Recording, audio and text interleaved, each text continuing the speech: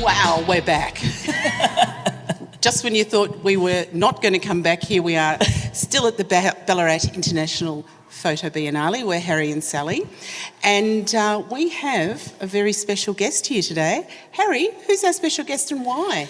Well, our special guest today is Bronwyn Kidd, the winner of the 2025 Martin Kantor Prize. This is huge. This is hot off the press. This is huge for us having a coup here. Absolutely. How huge for you. Congratulations. Thank you. I'm still in shock, actually, because it was just announced at about just after 10 I know, morning. and Vanessa came in here and told us, and I went, Bronwyn Kidd, and then rang you, and I'm going, she's not answering. So then I texted her and I said, listen to the voicemail, do not call back. Because my phone is being used, and bang, here you are. Yeah, so we just walked around the corner to this amazing space that you've got happening here for the podcast. Yeah, it's been so much fun all day, and this is just a wonderful coup right at the end. So, and this is the image here. Yep, we've got the image up, so those who are seeing the live stream will be able to see the image as well.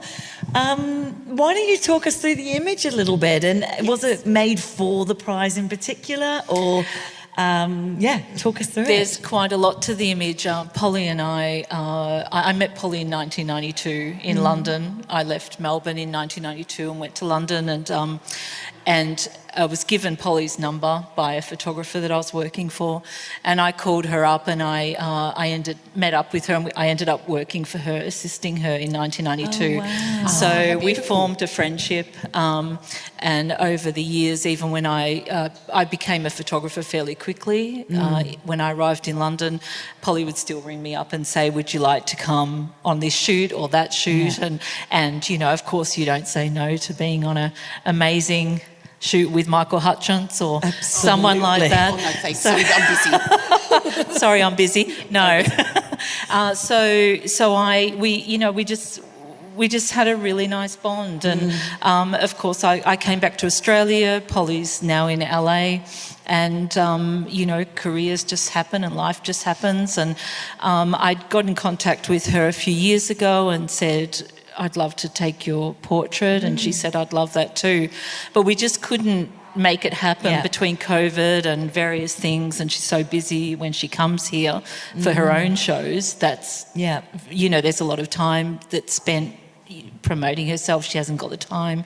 So she was here in March, and we managed to squeeze in what we thought was going to be an hour. It turned out to be 3 or 4 hours. Amazing. And did you really think it was going to be an hour? You never know, so you've got to be prepared for an hour. So I was in the studio setting up the day before. I was on my own doing it all, which normally I have an entourage of people helping me, but I really enjoyed just pottering on my own. And it's really difficult photographing another photographer. Yes. Especially someone who's done so much and photographed so many people in so many different ways. Yeah. And you start She's a wild photographer. She's a wild photographer, and so inventive, and everything you think to do, I thought, oh, Polly's done that, Polly's done that. And we've all done lots of things, but hers are, widely published, and they're fantastic. And so I just thought, I'm going to do what I do best, and that's very kind of mastered classic look, and everything I do has a fashion edge. So I went very kind of avid on in this. And just looking at it again now, it's gorgeous. Yeah, thank you. And it was really hard, but it felt right to not go do anything wacky. But you've got to stay true to yourself. You got to, we can all do many things, and there's so many ways you can approach taking a portrait, but I felt this was right, and then I felt, when I saw the frame, I thought, I'll put this in the Kantor Prize. Right. So it hasn't been seen anywhere yet. Oh, wow. This is its first. And so I was just going to say, we all take 100 frames, or sometimes more, sometimes a little less. This is obviously film, so maybe not 100 frames. But did you know when this one came up that it was it, or were there? Well, at the moment I'm merging digital and analog because I've traversed digital and analog to digital in my career. I've been trying to find a space where I feel I'm bringing those two lives together. And on the shoot, I shot digitally, but I also have a film back for my Hasselblad, my digital Hasselblad. So I put some film in that. I only shot 3 rolls of film, 2 with this pink cape and 1 roll of black and white. We had a black cape as well, Polly was wearing. And so really there was only like 30 frames of colour to choose from, but there are quite a few in there. And surprisingly, maybe more than on the digital because you're being more careful when you shoot film. So when I was taking the picture with the film, I was really conscious of what I was doing and that it's imprinted. But the process then is that I receive the film back and there might be a little bit of reflector or something in there that I want to perfect. So I've scanned the neg and retouched some little bits out, nothing major, and then outputted that scan to negative in New York and then had it brought back here and printed in the darkroom. Wow. So it has... you can see the tape from the scan, you can see the rebate of the film, it's been retouched, but it has been printed in the darkroom and also on metallic paper, which is now obsolete. Oh, wow. Yeah. Yes. Yeah, right. Absolutely. Yeah. Oh, wow. You talked before about choosing to do this on your own without a team around you. Why did you choose to do that? I think because Polly and we have such a long history, I thought it would change maybe the dynamic if I even had an assistant. I didn't think I needed an assistant if I was prepared enough for it, which I was luckily a friend lent me his studio, and thank you, David, for that, David MacArthur. And he gave me the time to set up. So it wasn't... If I had an hour in total, I probably would have had an assistant. But I just felt, no, I want to do this on my own. I hadn't seen Polly for several years. I wanted to spend time with her. We spent most of the time chatting, actually. And does she love the image? She loves the image.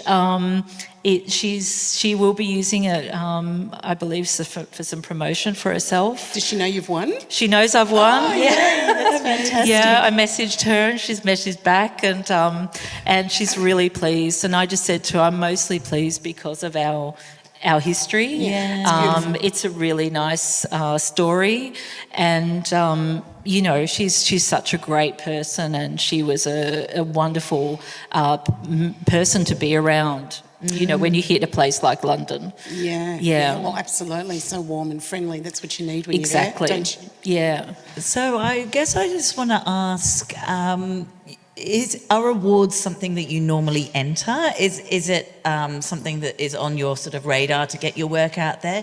And what is it about the Martin Kantor Prize in particular that kind of made you want to put that forward, other than the fact that it's a celebrity person? I am entering quite a few awards. A lot you don't get into. Who knows why? You don't know. Sometimes you get the email back and you think, oh, really? And then you see what's in there and you think, oh, I still don't understand why I didn't get in. But or maybe you do understand. I suppose it's meant to be when it's meant to be. I think particularly a photographic award like the Kantor Prize, I thought this was probably the right picture I've had for that award. I did enter a couple of years ago and I didn't get in with another portrait, but I felt I felt that it would be recognised, the mastery behind the work, and the fact that Polly was a photographer. She's now doing other art as well. And her success as a photographer would be quite important. So it felt aligned. Yeah, it felt aligned. And tell us the moment you heard about it, like you were here, and they announced it. Did you go, was that my name? I was in shock. I actually... Kim's laughing, Yeah, that's what Kim's she did. laughing. That's what she did, wasn't it? Yeah, I kind of checked out an hour or an hour and a half before. You know, I was really hoping that I'd get somewhere, but then I just thought, you know what, just got to leave it to the gods, and I kind of checked out. And I even when they did some special mentions to a couple of other artists, and when they were mentioned, I thought, maybe no. I've got a chance now. Or not. Oh no, I haven't been mentioned. or I haven't been mentioned at all. But then they said my name, and I actually was really stunned because I'd checked out. Yeah. You screamed though, didn't you? Kim screamed. Yeah, we're talking about Kim Tonelli over here, who would have done the screaming. Yeah. Oh, that is so exciting. Yeah. It's I'm still getting my head around it, to be honest. Yep. But I'm really pleased, as I said, because of the history that Polly and I have, particularly. Yeah. And Sandy Prince, who printed it, who said to me as soon as she saw the image, we've got to go metallic, you know. Amazing. And I was like, yes, let's do it. I can't thank Sandy enough for everything she puts in. And I think that's really important to note that this is a print prize that's up in the Ballarat International Photo Biennale, and the judging is done on the prints. Yes. And so, you know, we can look at this image and it looks absolutely stunning, but the value is really going to see it in person, up in print, and be able to look at that beautiful metallic shine. Don't touch it though. Don't touch it. Yeah. Don't touch it. It's got perspex on front as they've asked us to do, but it's really important what paper you use and who you use to print it, and that relationship that you have. And you know, I'm really it's been quite a few years now. I've been building up this relationship with Sandy, and I love working with a printer. I love going back in the dark room. I love having that conversation about, you know, how are we going to do this, or can we go a little bit more magenta, or can we pull this out, pull that out, and you're looking at it and assessing it, and that's the fun bit. And having that trust. We've talked a lot about that trust in the people that you're surrounding yourself with these days, not from your assistants right through to everybody from the beginning to the end. It's wonderful to have that team around you, isn't it? Yeah. Because it takes a village, right? It takes a village, and, you know, I work also with Retouchers Visual Thing, who are fashion retouchers, amazing retouchers in Melbourne. So they, you know, Ash and the team, they did an amazing job as well on all of these images of Polly and everything that I do, and that's 20 years of relationship. Yeah. No, so... And that's so wonderful that an image that's won a prize like this it's not just a fabulous image, it's all these relationships that you're talking about and the history that goes into that. That's fabulous. Yeah. No. Me or you? You. So we're going to have to wind up. Yes. But one of the questions that we have been asking through our entire series with Harri and Sally this year, and everyone we've been interviewing over this weekend, what's the future for Bronwyn Kidd? What's the future look like? The future like, hopefully for sunny, photography? hopefully bright. And photography in general? Yeah, look, I hope optimistic. You know, there's so many ways that it could go. I don't know. I think that you've just got to stay true to what you love.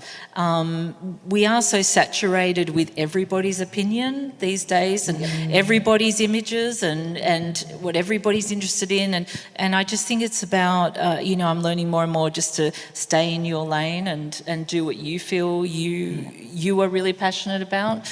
You can't really go wrong. It might take a bit longer.